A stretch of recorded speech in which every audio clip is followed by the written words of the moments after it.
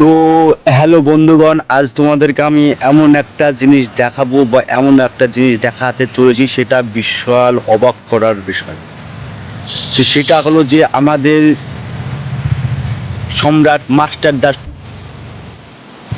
যে তিনি আমাদের কিন কলেজে পড়তেন, আমাদের মুর্শিদাবাদে ইউনিভার্সিটিতে তিনি পড়াশোনা করতেন।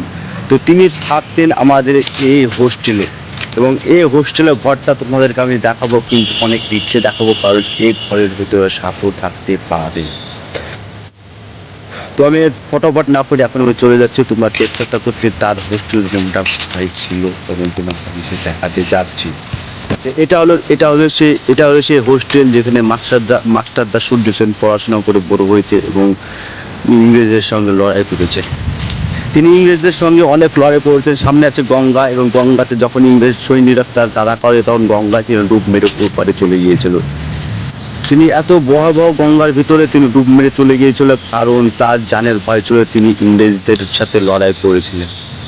ইংরেজরা জানো তো খুব ভয়ঙ্কর ছিল, এবং সেই জন্য ইংরেজদের কাছে তিনারা ভয় করতেন।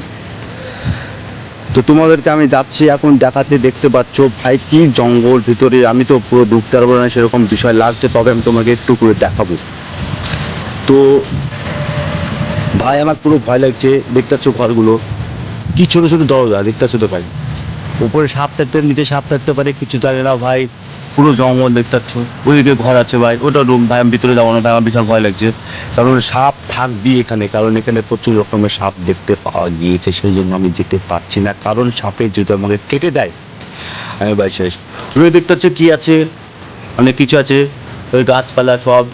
এই রুমটা দেখতে পাচ্ছ, ওটা হলো মাস্টারদা সূর্য ছিল রুম ছিল, ওটা ছিল দরজা, রুমের দরজা। রুমের দরজাগুলো এমন সুন্দর ছিল, যেমন আগেকার যুগের জন্য ইংরেজদের তৈরি দরজা, যেরকম যেরকম তোমার দেখতে পাবে আমেরিকাতে যেরকম দরজা থাকে, ওরকম দরজা আমাদের এখানে পাওয়া গিয়েছে বা এখানে আছে। তো এটা হলো মাস্টারদা সূর্য সেনের হোস্টেল, যেটা আমি সম্রাট সূর্য সেন, তিনি অনেক সাহসী ছিলেন, সেই জন্য তেনার হোস্টেলটা একটু জুম করে দেখাচ্ছে। এগিয়ে গেলে তার রুমটা একটা ওই দরজার থেকে, ওটা হলো তার রুম। তো সবাই ভালো থেকো, আল্লাহ হাফিজ। তোমাকে কালকে আবার একটা নতুন কিছু দেখাতে চলেছি, তোমরা শুধু সাথে থাকো, আমি সব কিছু তোমাদেরকে দেখাবো একে একে একে। আমাদের কিন কলেজে যত ঐতিহ্য জিনিস আছে, যত পুরোনো জিনিসগুলো আছে, তোমাদেরকে আমি সবগুলো দেখাতে চাইবো এবং দেখাতে পারবো। তোমরা শুধু আমার সাথে থাকো, আমি কিন কলেজের কোনায় কোনায় কোনায় গিয়ে সব কিছু তোমাকে আমি দেখাবো। কিন্তু কিন কলেজ না, গোটা বিশ্বের সব কিছু তোমাকে আমি দেখাতে পারি, সেটা শুধু যদি তোমার সাথে থাকি। তো টাটা গাইজ, ভালো থেকো, আল্লাহ হাফিজ।